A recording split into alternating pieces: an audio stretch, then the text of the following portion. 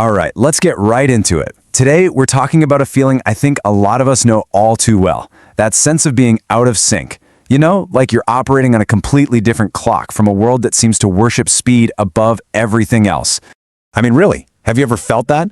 That nagging little voice in your head telling you that you should be further along, that everyone else seems to have it all figured out and you're just not keeping up. If that hits home, trust me, you are definitely not alone. So, first up, let's actually unpack that feeling. We're going to get into the psychology of it all, what's really happening inside our heads when it feels like we're stuck in the slow lane, just watching life blur past us. And look, this is not just in your head. It's like we're all living in this giant cultural pressure cooker, right? We're bombarded with messages to go faster, do more, hit these certain milestones by a certain age. And when your own internal timeline doesn't quite match up with that, well, that's where all that anxiety and self-doubt starts to creep in. But here's a thought. What if the problem isn't your timeline at all? What if the real issue is the culture we're all swimming in? And that brings us to our next point. This whole environment we're in, this culture of instant rewards. And this, right here, is the absolute core idea. That friction you feel, that sense of being behind, it's often not a personal failing whatsoever. It's what we can call a mismatch, a fundamental clash between how you are naturally wired and what the world is constantly demanding from you. So let's look at what that mismatch actually looks like. On one side, you have the people who are wired for delayed gratification. You know, the ones who value patience, who seek depth, and are driven by meaning. And on the other side, a culture that's all about speed, momentum, and getting things right now. You can see how those two systems are just fundamentally at odds with each other. Okay, so if it's a mismatch, what do we do about it? Well, here's the cool part. It doesn't start with you trying to fix yourself. It starts with changing how you see the whole situation. And that brings us to this really powerful idea, the late bloomer reframe. It's all about learning to see your own pace in a completely new light. Just let that one sink in for a second. This is a total game changer. The whole concept of being slow is completely relative. This suggests your pace isn't some kind of bug. It's actually a feature.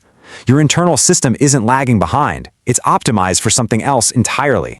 And this leads us to a brand new definition. So let's just toss out that old kind of negative idea of what a late bloomer is.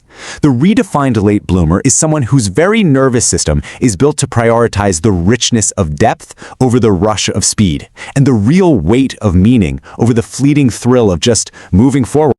Okay, so if this is a different kind of wiring, what's the upside? What's it actually good for?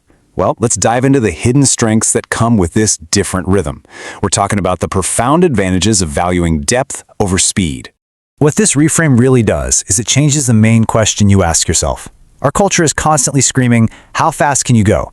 But this blueprint is guided by a different, and you could argue a much more powerful question. How meaningful is it? And when you start asking that question, you unlock some incredible superpowers. You're not just skimming the surface anymore. You're developing a deep, nuanced understanding. You're not just collecting fleeting contacts. You're building skills and connections that actually last.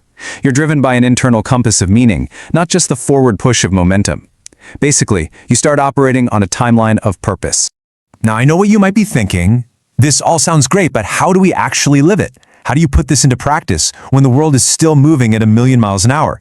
Well, this final section is all about how to embrace your unique blueprint. It really just comes down to 3 actionable mindset shifts. First, acknowledge the mismatch. Just see the cultural pressure for what it is. It's noise. Second, reframe your timeline. Your progress is your own, so stop comparing it to everybody else's. And third, prioritize meaning. Let depth and purpose be the things that guide your choices. So if you take just one thing away from all this, please let it be this. Your pace, your rhythm, the way you're wired, it is not a flaw that needs to be fixed. It's your personal blueprint for building a life that's full of substance, depth, and real meaning. And that leaves us with one final thought to ponder. If you stopped fighting your natural rhythm and actually started working with it, what amazing, deep, and meaningful things could you bring into the world? What could you build if you truly embraced your own pace?